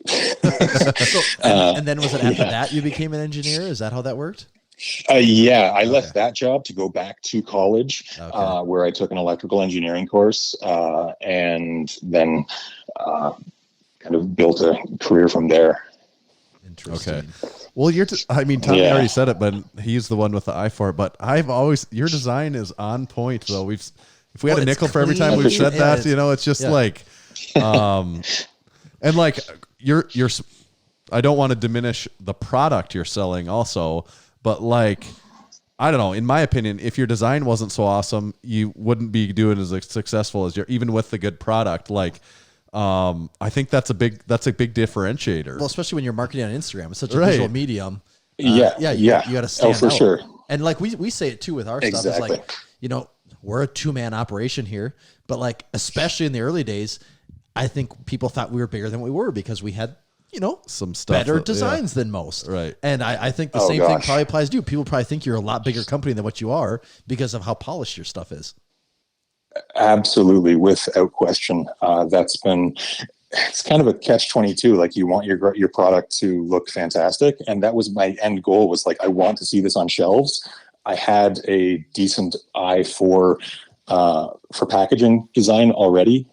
It's something that I'm a sucker for good packaging when it comes to unboxing something. Yeah, you are. I don't film it, but I appreciate it. Like, if someone's put time into a product, I've always appreciated that as a graphic designer, and I wanted my product to show the same thing. So I've always put all kinds of detail into it whenever I could. And that was something that I felt was missing in the industry, like to kind of make them a little more professional. To smelling salts, like you look at original nose torque, that's absolutely straight printed label. Somebody printing that on a laser jet and slapping that thing on white bottles, man. That's very basic. It gets the job done. But again, that's the other angle that I have, is that I'm only using a reagent grade, or like lab grade, if you will, products or materials in my salts. So purity and consistency is very important to me. And then combine that with proper marketing that I just like to have a lot of fun with. I keep it as ridiculous as I can, just because I'll lose interest otherwise. And I want that, I want people to look at the product and know that they're buying something of quality. And at a glance, packaging is kind of what tells you that, I think. So, there's other great products on the market, but I feel like mine is kind of a step above just because of that aspect of it. And you do a good job, not only design, but also I'm assuming you have some fun with the product naming process as well. Oh, yeah. No question. And then if you look across the labels, there's little Easter eggs kind of thrown in there, just ridiculousness whenever I can. Yeah, we love that stuff. That's kind of what makes it to me. I think that is the stuff that matters. For sure. Like, you got to enjoy the product from start to finish. Like, if you're only going to enjoy it when it's under your nose, then maybe it's not the best product on the market. Yeah. How often do you get high on your own supply? Well, I was waiting for you guys, and I took a few rips, so frequently. Daily? Yeah, pretty much, especially when I'm testing a new product, like these little inhalers that I've got going on right now. I've had those things up my nose 6 times a day, just making sure that they're working still. I get a little paranoid when I'm putting out a new product. I know I've tested it for weeks, but now these are the ones that are being sold to people. So I need to make sure that those ones are really good. Yeah. So tell us about that one though, because we've seen all the images and the marketing you have for that one. Yeah, so that's the latest one. That one, I've been kicking it around for a while. I just wasn't sure how long they would last. I know that it's a pretty standard product. Like, you can buy the Vicks nasal inhaler. There's all kinds of other ones. I think there was one called the Boom Boom Stick, which was on Dragon's Den, but they're just like fragrance. So it's just like different essential oils or what have you that will kind of wake you up or do whatever. It's not ammonia like we want. So I guess here's another exclusive from Massenomics. Ooh, these Yeah. Here we go. These little inhalers, they were designed to mimic ampules.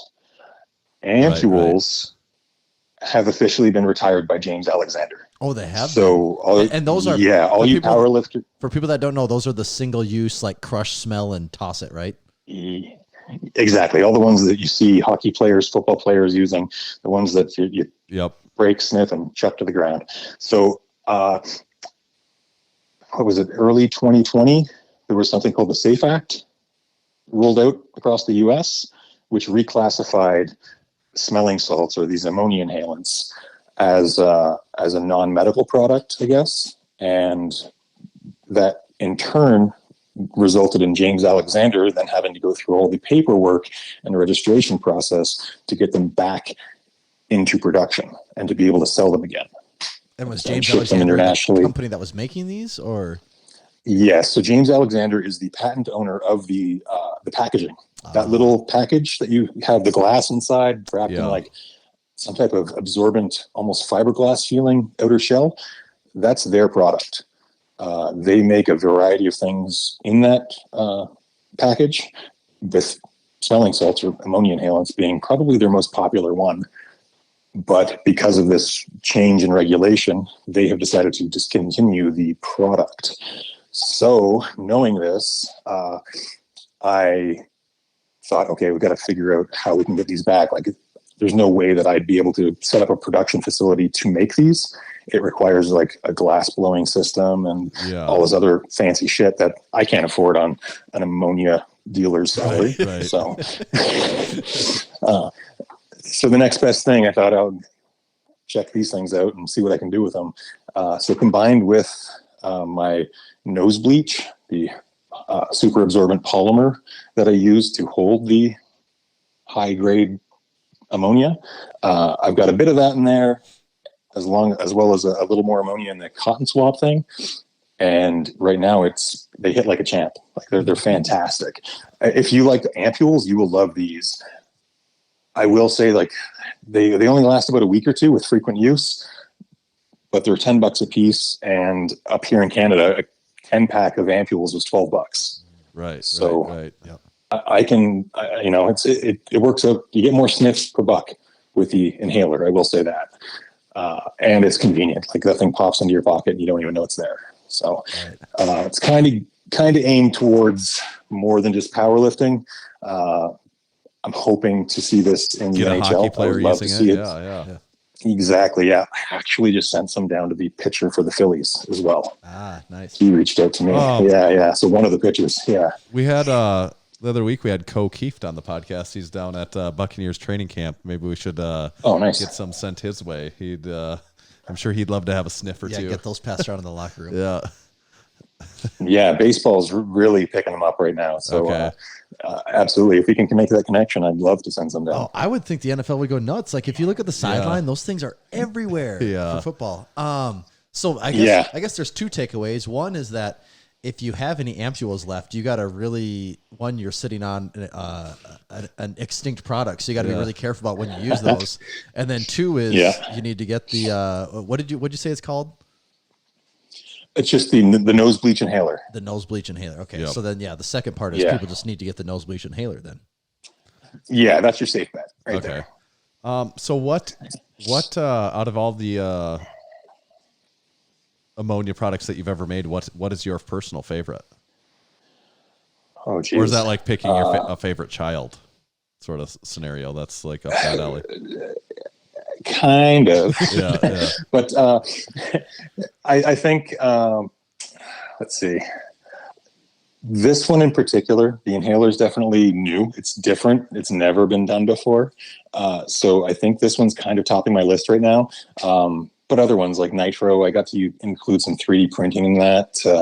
And the packaging's fun. It's got the little centrifuge vial attached to the side of it. I love the Nitro. We've got that sitting in our chalk bowl right now at Massenomics Gym. Yeah, and that one's bubblegum scented, so that one's fantastic. I love that. But I think I always come back to the menthol version of Hype Dust. That was my original formula. the hype dust formula, and then the menthol addition to it it's the one that I can use regularly without just crying all the time. It's nice. It was also designed to replicate the strength of ampules. It's made of ammonium carbonate, so it's kind of like old school smelling salts, like Victorian era smelling salts would have been made from ammonium carbonate, along with like a bit of alcohol or vinegar and some other scents like lavender. They did a mint back then and a couple other scents as well. So it's kind of old fashioned, if you will. So you're saying that ammonia has been used like in a medical sense for quite a while now then? Oh, absolutely. Okay. In the 1800s was when it started getting used. And for the most part, it was to prevent fainting. And it was women wearing corsets that was causing them to faint. So they would carry this decorative little glass and silver, what was it called? I can't remember the name of it. It'll come to me. But it was basically a little vial full of smelling salts. And, if they were feeling lightheaded, they could just grab it and give a little sniff, and away they go on their corseted way. Yeah, so, corsets were like the original shapewear. Yeah, exactly. Everything goes full circle. Yeah. Yeah. And from there, they were used by the St. John's ambulance in the war for soldiers and stuff like that. So they've been around for hundreds of years. I've actually got a few old style smelling salts here. I kind of collect the old shit as well. Just kind of, so I like collect, like, is it in a bottle and like it still does work, or is it just the bottle?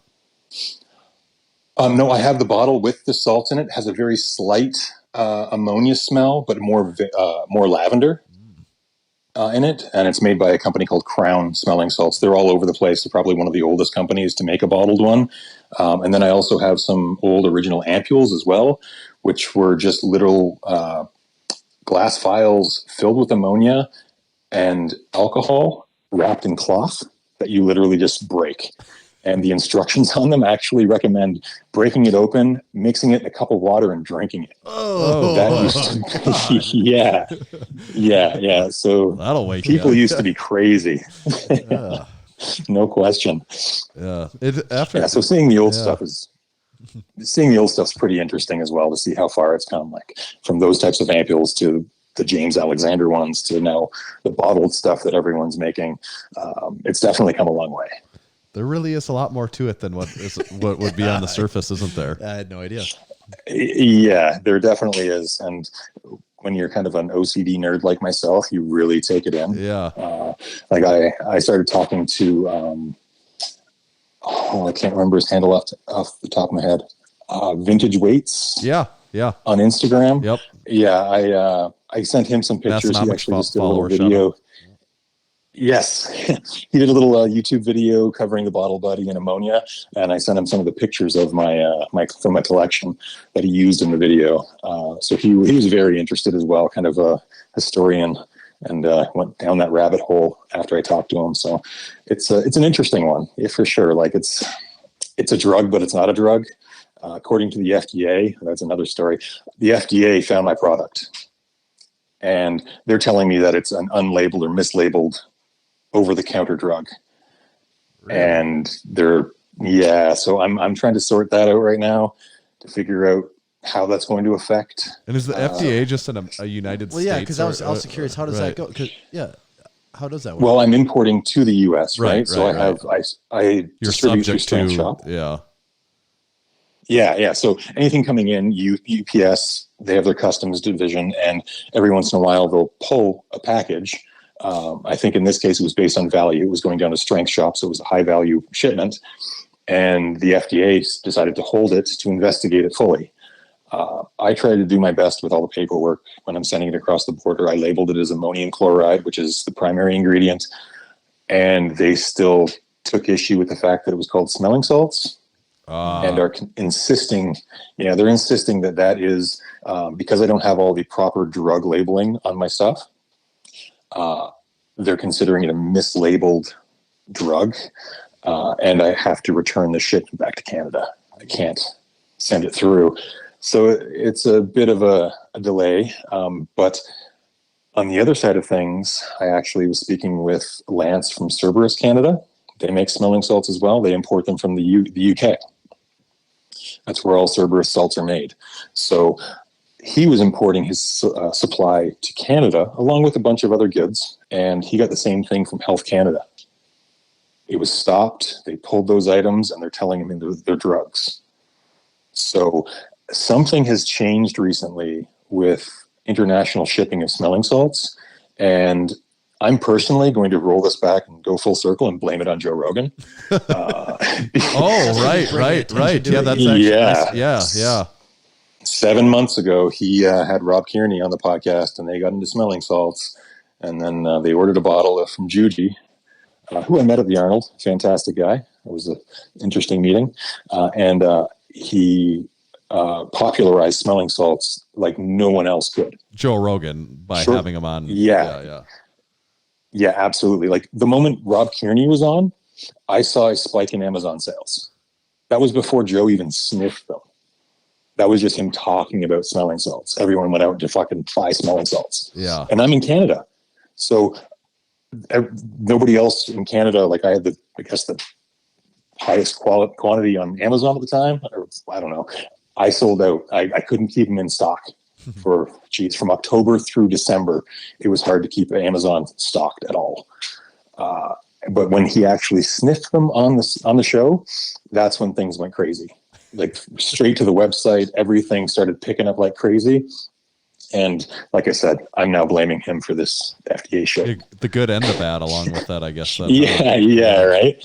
What about all the people that are just not transporting it from country to country, but all the people selling it within the United States now, smelling salts, like would they be subject to the same issue then, wouldn't they? Yes and no. Like I think if the FDA was to discover their product, right, perhaps there might be an issue. Maybe you'll have to slip pass a little note to the FDA and be like, "Hey, I'm not the only one."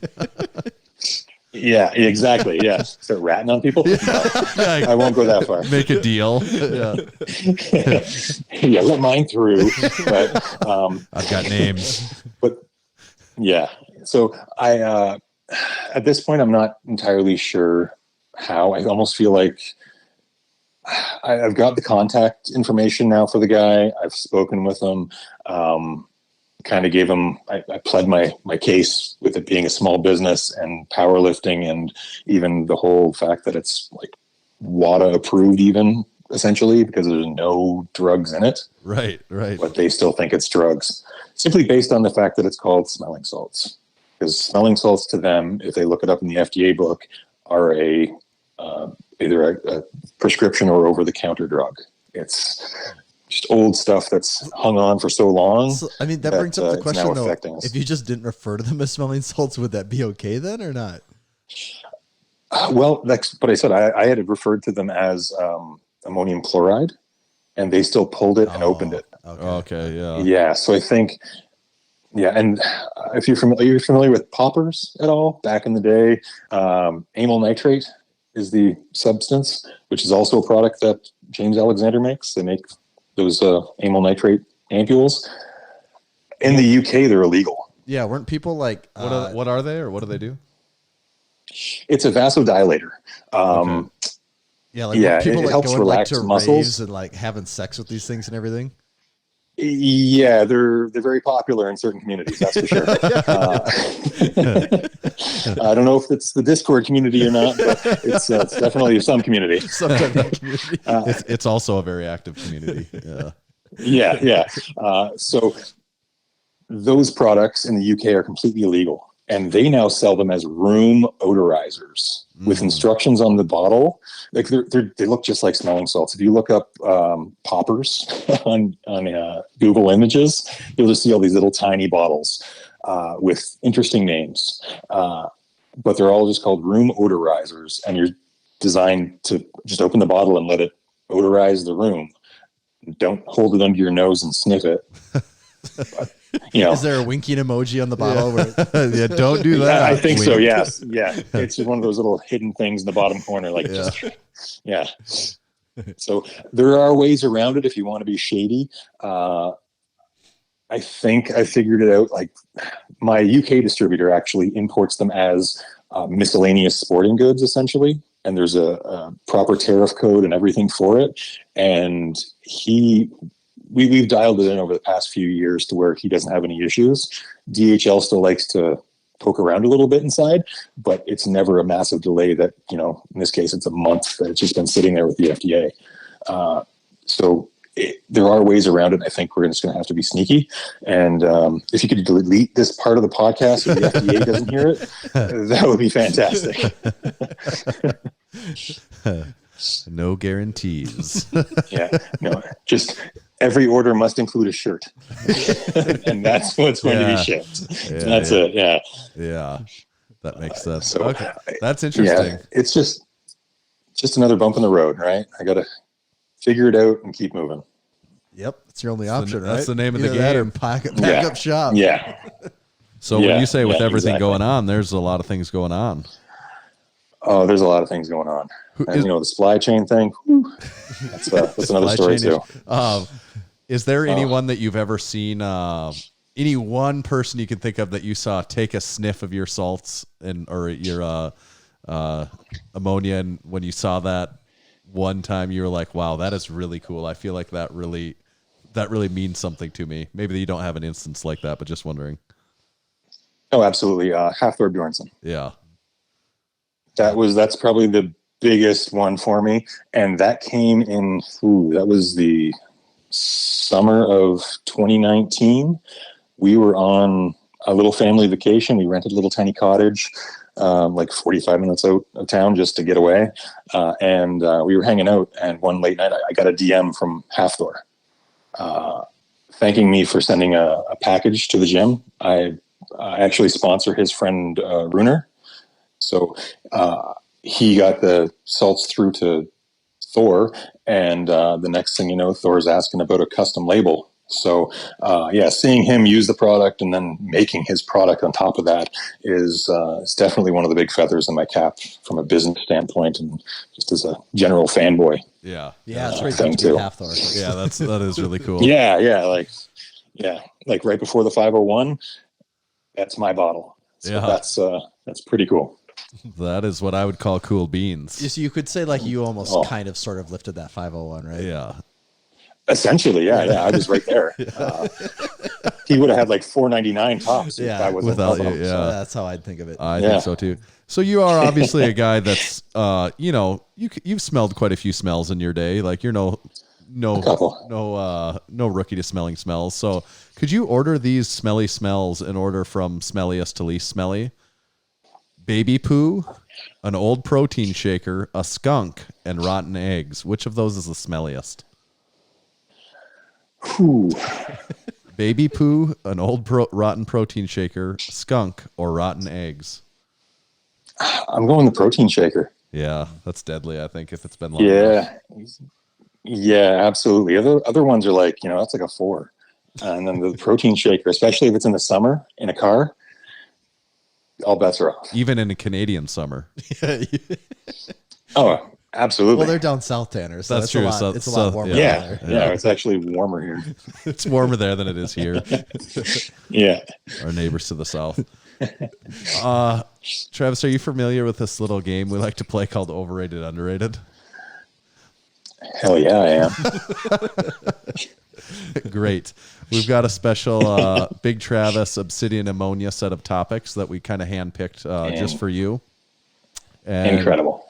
You know about the druthers, I assume, right? Of course. You've heard of them. Yeah. We're kind of being coy. We know you know about the druthers. But we've got it ready to go. So if you're ready, we'll fire right into it. Let's do it. Okay. Overrated or underrated trailer park boys? Trailer park boys. Early seasons, underrated. Later seasons, maybe a little overrated. So I'm kind of split down the middle. As a Canadian, I did appreciate the first few seasons there, but yeah. Overall, I'm going to say underrated.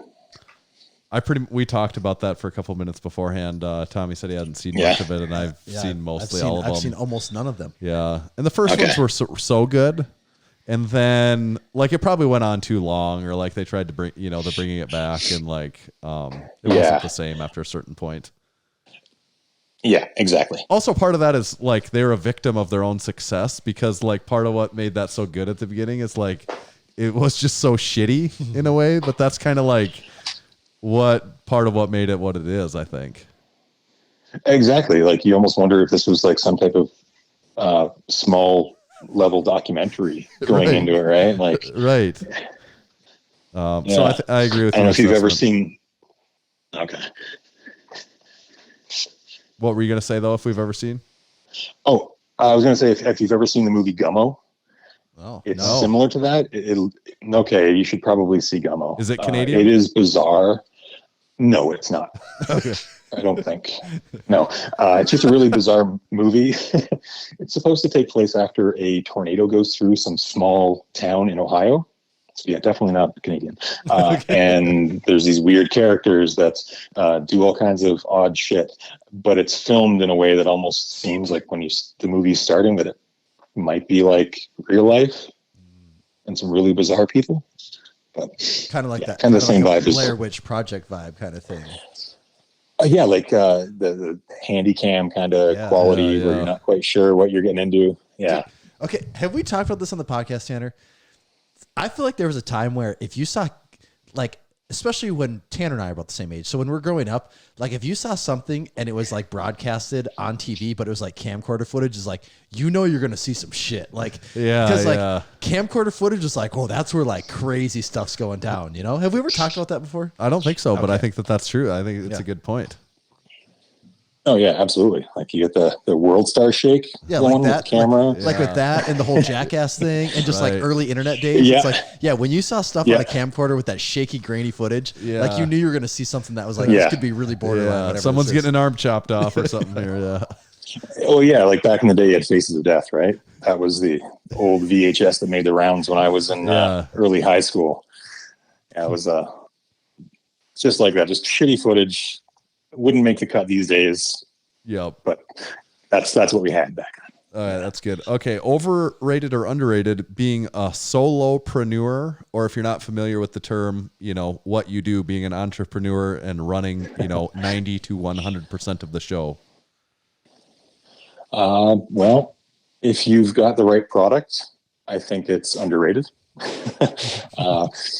For sure. Yeah. Like it's great. You get to set your own hours and kind of do your own thing. You don't have health insurance, but hey, who needs it? We're in Canada. That's true. Yeah. That's You're a good point. Yeah. Is it true that what's the saying? When you do something you love, you never work a day in your life. Is that true? Oh, you just do it every fucking day, 24/7. Like it's you just never work. You're just busy all the time, constantly. Yeah, never exactly. restful. I have actually. Yeah. I've tried to get more of a work-life balance going, and I've really been able to dial it in the past couple months. So I feel much more at ease with the workload, as opposed to before where I was like high anxiety a lot of the time. So that part of it's overrated. But having full control over something, I think it's great. Like if that's what you're into, but in terms of like being a manager and having employees and then adding on to that and not being the solo entrepreneur anymore, that's also kind of scary. Like I'm leaning toward that now with finding a space and kind of on the lookout for some real estate right now, so I can expand things and not be crowded here. And that part's a little unnerving, but we'll cross that bridge when we get there. Do you ever feel like by working alone, you're kind of missing out on all the hot corporate jargon that could be taking place behind your back? I do miss the cubicle life, where you meetings. You get to turn. Yeah, exactly. And finding ways to avoid them, and then you have one person that you get to talk to for 8 hours next to you. It's, I don't know, man. I guess I could go back to that. but I'd rather not to. If you're looking for room to expand, there's good opportunities here in Western Northeast South Dakota. Real estate's cheap. Yeah. Oh, well, I do like the sound of cheap real estate. However, the whole moving to the U.S. and the citizenship thing might be a hassle. Don't worry about those minor details. Immigration. I heard that's not a problem at all. Yeah, exactly. I think the other option would just be to open a separate facility down there that someone else can run. There you go. So that I don't have to deal with the importing. Yeah. What you said is kind of a funny thing though, and like it becomes more apparent to me like when we meet together at the Arnold, and you guys have to worry about this whole other set of challenges, even though you're much closer to where we're going than we are. You have and it's weird because in this internet thing and like in the lifting space, to me, like the US versus Canadian, our customers, it becomes this homogenous thing where I don't even think of the difference. Like, it just feels like it's in their state. Right. Where I'm like, oh yeah. And then there'll be times when I'm like, oh yeah, that's a different country. Like that's some surprisingly different laws. Right. It is a weird thing though in the space where, especially like in the lifting community, that it just kind of like takes down that imaginary border until like something comes up like that. And it's like, oh yeah, you have this whole different set of challenges here. Yeah, exactly. And again, thank you once again for your help with the Arnold. I would not have been able to sort that out with you guys being there to help ship my stuff back. That was probably most of an oversight on our side. You utilized the service of Big Eddie to run your booth for a while. Absolutely. Thank you, Big Eddie. We had to do those pesky COVID tests to get back into Canada. And had to take a leave from the booth, and Eddie covered for us, so that was fantastic. The booth didn't drop a beat. He must have watched that training video sent him, because he was hitting all the moves. I was watching him. Yeah. Oh, fantastic. Yeah. The product more or less sells itself. You just got to get it under the nose. Well, you got to have a really good salesman, though. That always helps. Yeah, of course. That's what it takes to get it under their nose. Right. Most people are like, "Fuck no, I don't want that." Yeah. Eddie's smooth. Yeah, he is. He is good. Okay. Overrated or underrated sour strips? Underrated. For sure. And maybe somebody doesn't know specifically what a sour strip is, brand-wise. Sour strips are the most delicious candy on the planet. They are just delightful overall. I can't say anything bad about them. I like sour candy, and these hit every checkbox when it comes to sour candy. They're not hard. They're nice and chewy. The flavors are great. And most importantly, they are really sour. So if you like sour candy and you like sour ammonia, I can hook you up with both. When we were on, my wife and I went to Miami like 2 months ago, and one day before we went to the beach, she's like, I got to grab a magazine to read when we're on the beach. And we were in like CVS or Walgreens, whatever. And she's like, I have not read a Cosmo magazine in like years. So she buys a Cosmo. She's sitting there reading it. And one of the pages, it's saying like best treats for summer. And on that page, they had sour strips listed as one of the best treats for summer. I thought you were going to say nose bleach was one of the best summer treats. Nose bleach didn't make the best summer treats list. I mean, it would make a Massenomics best summer treats list. Right. Not in Cosmo. Eventually, we'll get to Cosmo. Yeah. No worries. Okay. Next one's kind of the last topic, and last is always the most important. You probably are aware of that. Of course. And whether or not we even air the episode kind of comes down to this. So good luck. Yeah, make or break. And also, I'm going to just throw an audible here based on something else you said. I'm going to say overrated or underrated Hoist Gracie, or the Gracies, the Gracie family. I'd have to go with underrated. They made the sport. Like UFC 1, 2, you got the Gracies owning it with Hoist. So I can't say overrated on the Gracies. Okay. There might be one or two in there that I could say overrated, like the one that put out a rap video, maybe. But for the most part, no. They're a fantastic family. Did you ever do any, you said you were really into it. Were you ever messing around with any BJJ or any of that stuff at that point in time? No. I honestly, the only thing I've really gotten into from MMA, I used to listen to the Boss Rutan boxing tapes. So I had a heavy bag, and I would just listen to Boss Fruit and yell 1, 2, left uppercut or whatever. And he had like little workouts that he could do with them as well. So hitting a heavy bag and owning some gloves is about as close as I ever came to training fighting. But the Boss Fruit and workouts were also kind of my foyer into overall fitness as well. So would you ever consider doing, say, an Ammonia celebrity boxing match against Juji Mufu or whoever it is that runs the Faceless Nose Torque? Maybe a Royal Rumble with all of you? I'd probably shy away from Juji. I would too. I had my hand around the man. He's thick as fuck. Yeah. And he's super mobile. Like I can barely touch my toes. So no. And I think he's got like 10 years on me. So like, what if there was $1 million check? Would you do it then?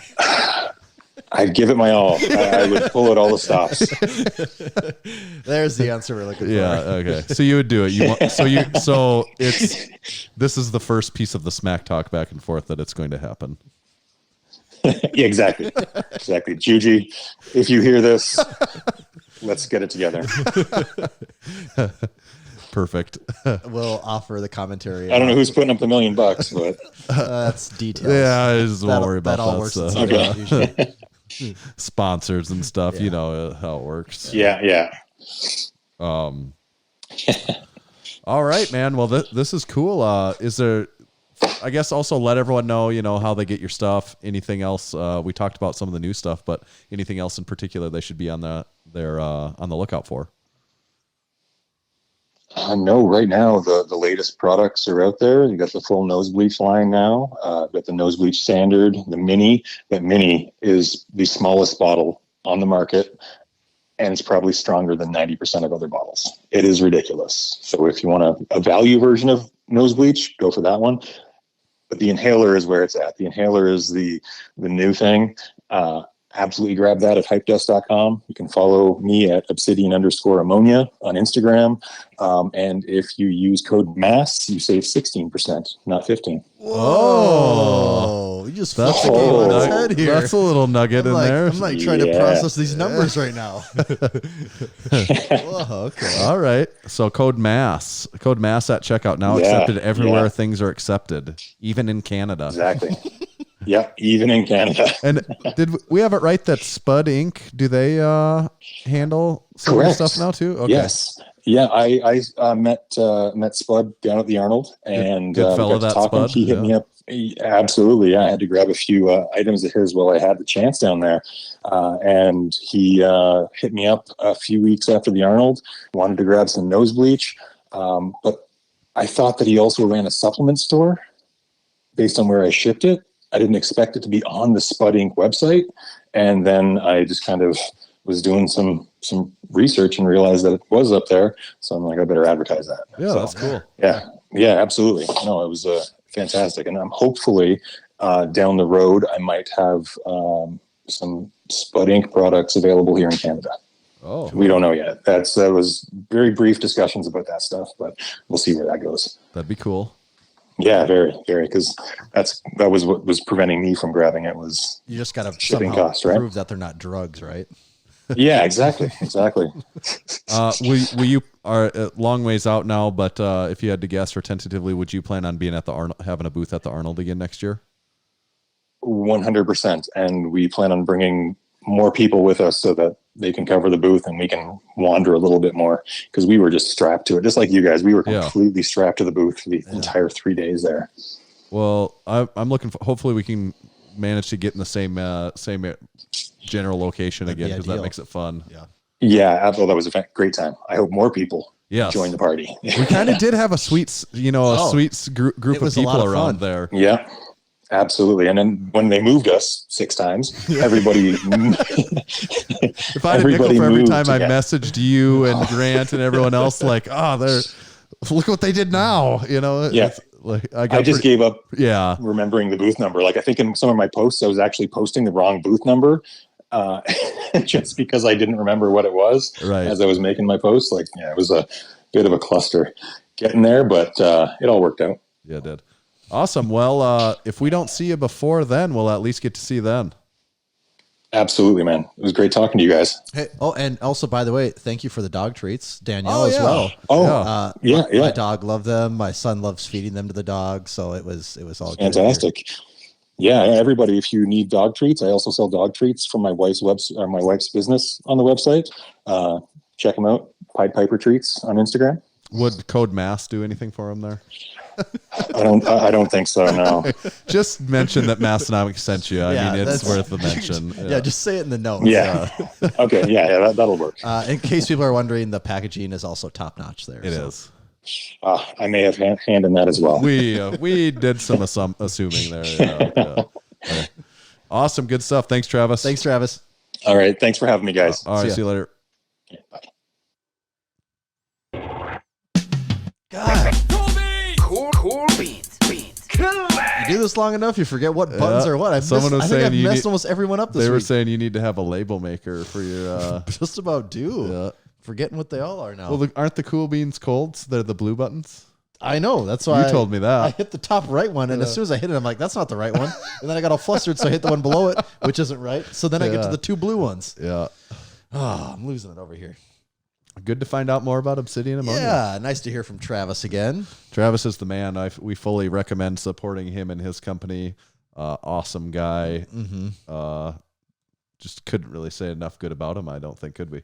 Could not. And with a discount code like Mass, how could you go wrong? Saving 16%? Sheesh. Can't ask for anything more than that. Oh. And speaking of SPUD Ink straps, SPUD Ink straps now carries some Obsidian Ammonia products. I believe they have nose bleached over there, so you can also buy them there. And you could also buy some training straps from SPUD Ink. SPUD Ink started because the lifting straps available at the time were not enough to handle the daily punishment that comes with training as a power lifter, or that could easily fit in your gym bag. SPUD Ink created their straps to withstand whatever your training puts them through. Finally, training gear that works as hard as you do. Whether you're looking for belts, harnesses, or deadlift straps, SPUD Ink has you covered. I would add like 50 other things that you could be looking for that they'd have you covered. Yeah, they're too. being very modest there. Including ammonia now. And that's at spud-ink-straps.com. No discount code. Also let them know that Massenomics sent you, and you can get free shipping on all U.S. orders $75 or more at spud-ink-straps.com. Mm-hmm. Good stuff there. Great stuff. Did we have... Oh, damn it. I was going to ask him if he prefers regular Chips Ahoy cookie or chewy Chips Ahoy cookie. Next guest, I'll ask him. Yeah. It's important. Do you have a box over there too, Tanner? Oh, that's offline stuff. But yes, okay. Good reminder for before I leave. But that's there is an interesting there. Someone wanted us to sign their drink spotter for them, so that's what's in there. Is that you and I need to sign the drink spotter before it goes out. I do remember seeing that order come through. Yep, in orange specifically. Well, yeah, I do have an orange marker, so yeah. Perfect. So that's what's in the box. Okay. Also, there's some what would you call that if we're getting products to just look through them and decide if we like them? And some samples. There's some samples in there. We have a lot of, not to toot our own horn, but we got some pretty exciting stuff on the horizon here. I don't know how to say this. A lot of different items in the works, so way different stuff. A lot of different items, some that people are going to be very caught off guard by, and there's also maybe some high that's request been in items very in high demand for a very long time now that I think is still going to surprise people. But we really got a number of different unique stuff going right now, that we haven't done before. The next couple months are going to be crazy. They are. It's pretty exciting. I mean, a lot of things with all this have to go right. Yeah. Typically, they have been going right lately, so I think they should all happen. Yeah. What could go wrong? Nothing could go wrong. Yeah. No, it's book it.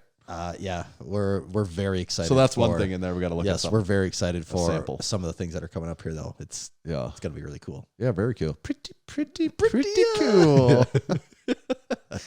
Pretty cool. I'm just going to double check the list to see if there's any other...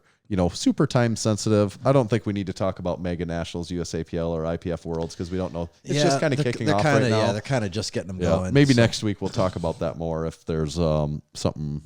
Well, we'll have our supporting members of some kind there. For sure. Big Jessica competing, right? So if there's anyone else, we'll but for her for sure. So yeah, we will at least mention it within supporting our supporting members.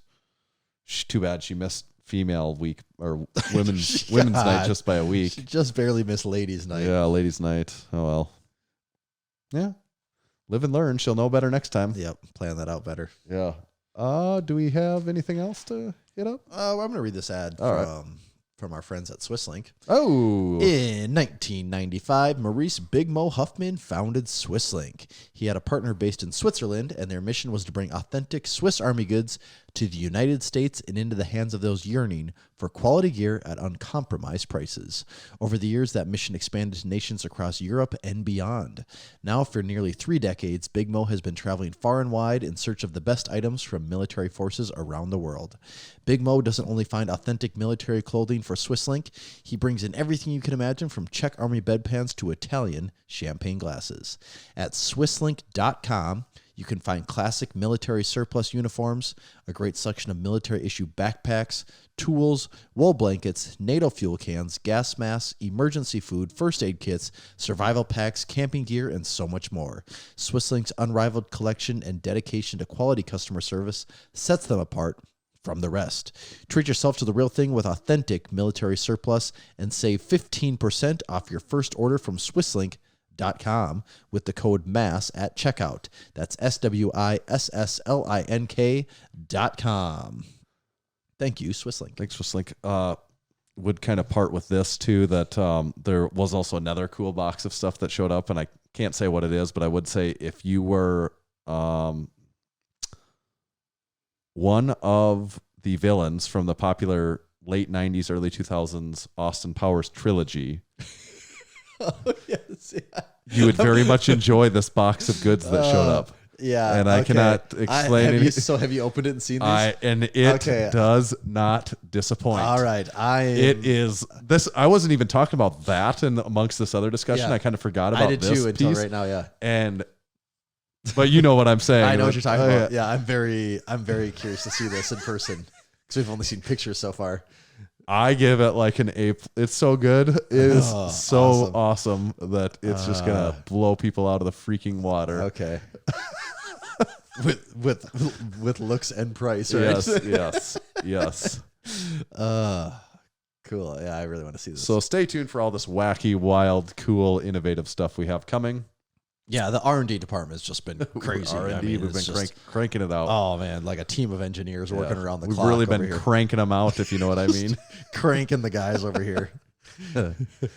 Not letting up. No. So, but for now, buy all the rest of the stuff we have. We still have the ouch, everything hurts tee, the 2 new tank tops, raw power in red and bench heavy, and those are both on the tri blends, ultra high, super duper quality tank tops. And then we still have we've got a lot of items on sale.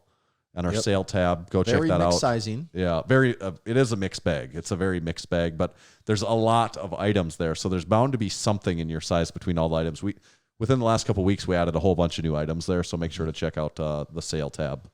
Deep discounts, prices that you might just consider us crazy for even selling them, but they can't do that. No, we're doing it.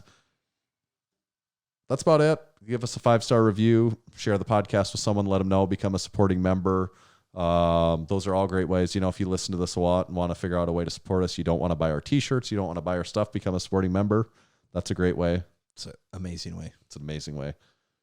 Tommy, where do they find you at? You can find me at Tomahawk_D. You can follow me at Tanner_Baird, but just make sure to follow Massenomics at Massenomics. See ya.